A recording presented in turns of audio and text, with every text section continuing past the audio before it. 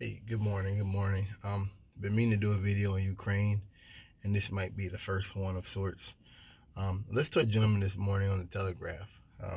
He he was just talking about his experience. The kid wrote a book on Russia years ago, and he basically made the point that we're already at war with Russia.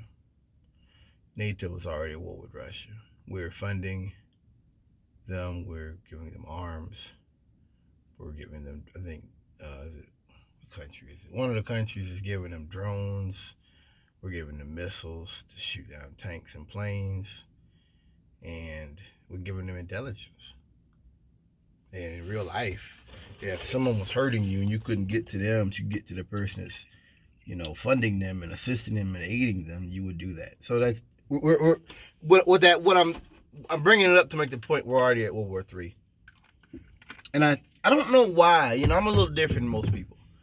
I thought about how this whole era is like it defines the future. It's like we're at one of the turning points. You know what I mean?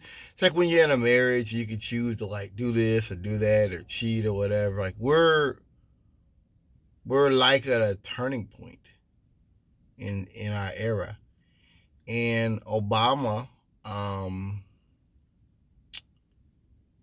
I just thought about Obama with the red lines and all that Syrian stuff, and how Obama did everything he could do to not start war with Russia. And it's almost as though the Obama era was a calm before the storm. And it would have happened whether it was Trump or Hillary or the green eyed monster. It doesn't matter. It would have happened. This was something a long time coming. And I remember, the, was the Air Force General Breedlove was talking about we got to start filling Russian body bags and just a lot of crazy psychotic shit I remember hearing when I was a kid. And I didn't quite understand it. I mean, the gentleman on the interview, he made the point that 8808, I see if you guys know about that. I think the U.S. government was training Georgian soldiers or whatever, and they actually were firing missiles into like a border region of Russia, and they could have started a war.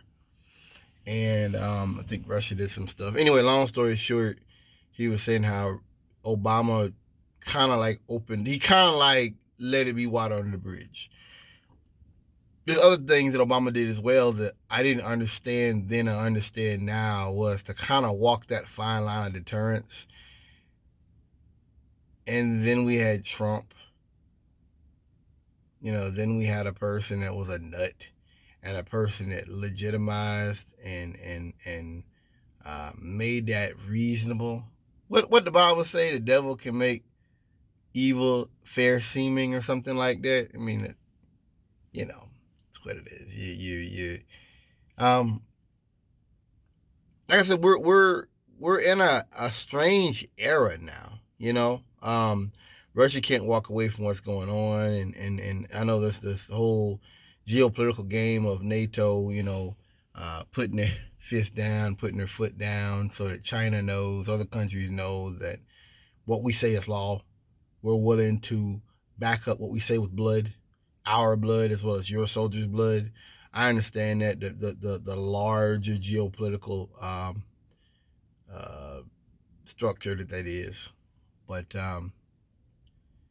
it feels like we're sleepwalking into World War III to me, and it's amazing how normal this is. That Russia just launched a missile that was 10 miles from the border of Ukraine. It almost hit, was it Poland? I think. I mean, this is a dangerous time, and it's amazing. And that's why when people try to make the comparison with World War II, I don't think we would handle it like people did back then with the Victory Guard. I don't. I think obviously the whole living in the algorithm, living in this Apple world, Google world, we're in our own echo chambers when we go home.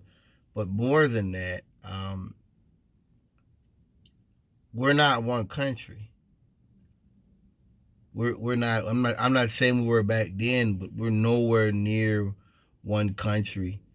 And I don't know how to put it. I just feel as though we're sleepwalking towards World War III. And in a situation, with Russia making the comments about chemical weapons, biological weapons, there's been a notion that they could be a false flag. That Russia could do what the Nazis did with burning the libraries to say that, oh, we got to up this up now. And in my mind now, that's really all Russia can do. Either false flag it or start leveling buildings. I mean, it's really one or the other. There's no other way out at this point. Anyway, thanks for listening.